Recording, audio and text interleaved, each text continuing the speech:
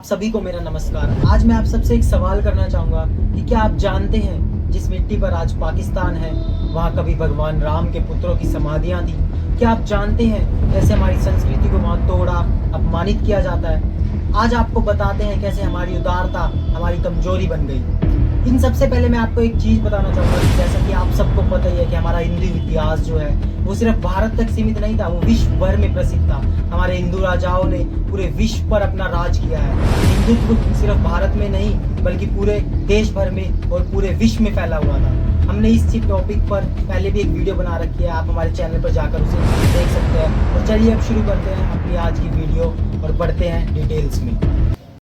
एक ऐसा सवाल जो सभी सनातनियों और हिंदू भाइयों को सोचने पर मजबूर कर दे। क्या आप जानते हैं पाकिस्तान की धरती जिसे आज कट्टरता और आतंकवाद का गढ़ कहा जाता है, वो किसी समय में भारत का ही हिस्सा हुआ करता था। वहाँ कभी हमारे संस्कार और हमारे सभ्यता इस कदर फैल चुकी थी जिसे आज हिंदू लोग, हम सनातनी भूलते जा रहे हैं और पाकिस्तान पूरी कोशिश कर रहा है हमारी हिंदू सभ्यताओं को मिटाने की। लव कुश भगवान राम के पुत्र जिनकी कहानियां हम बचपन से सुनते आ रहे हैं, इतिहास में इनकी कहानियां इस कदर फैल चुकी थी कि सब लोग उस समय इन्हें जानते थे। उनकी समाधि आज पाकिस्तान की उसी जमीन पर दबी पड़ी है, लेकिन पाकिस्तान हमारे इतिहास को मिटाने की कोशिश कर रहा है जिसे हम भूल चुके हैं। और क्या आप जानते हैं कैसे हमारी सहिष्णुता, हमारी उदारता हमारी सबसे बड़ी कमजोरी बन गई। तो आइए अब बात करते हैं पाकिस्तान की धरती पर हमारे हिंदू इतिहास के, हमारी हिंदू संस्कृति के होने और ना होने की। पाकिस्तान की धरती जिसे सिंधु घाटी सभ्यता का केंद्र कहा जाता है, वह सभ्यता जिसने हिंदू संस्कृति की नींव रखी थी।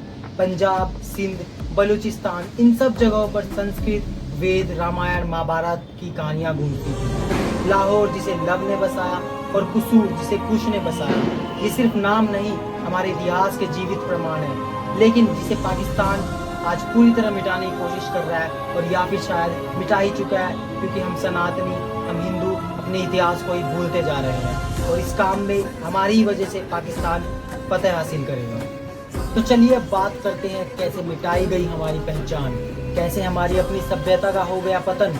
1947 का बंटवारा जो कि सिर्फ एक देश का या सिर्फ एक जमीन के टुकड़े का बंटवारा नहीं था, यह था एक संस्कृति का, एक पहचान का बंटवारा। 5 मिलियन से ज्यादा हिंदू और सिख अपने ही घरों से उजाड़ दिए गए। जिन मंदिरों में घंटियां बजती थी वहां आज खंडहर है, जिन समाधियों पर फूल चढ़ते थे वहां आज वीरानी है। पाकिस्तान में हिंदुओं की संख्या कम होने के कारण उनकी आवाज को दबा दिया जाता है। पाकिस्तान में जो रहने वाले हिंदू है उनको जबरन मजबूर किया जाता है धर्म परिवर्तन के लिए। आखिर क्यों हम अपने इतिहास को लेकर चुप रहते हैं? क्यों हम अपने ही इतिहास का करते जा रहे हैं अपमान? क्या ये हमारी सहिष्णुता है या हमारी कमजोरी कि हम अपनी ही जड़ों को भूल गए हैं? पाकिस्तान के स्कूलों में हिंदू इतिहास मिटता जा रहा है, मिटाया जा रहा है, और वहीं हिंदुस्तान के सभी स्कूलों में, भारत के सभी स्कूलों में मुगलों का इतिहास जोरों शोरों पर पढ़ाया जा रहा है और हम फिर भी चुप हैं।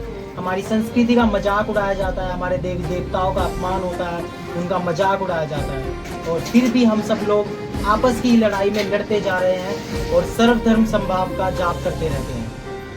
क्या सभ्यता की लड़ाई एक उदारता है या यह सिर्फ एक मूर्खता बन के रह गई है? इतिहास गवाह है, जब जब हमने अपनी संस्कृति की रक्षा नहीं की, हमने सब कुछ खोया है। हमारी उदारता हमारी सबसे बड़ी कमजोरी बन गई। हमने शरण दी, हमने अपनाया, लेकिन बदले में हमें क्या मिला? अपमान और अपनी जड़ों से कट जाना।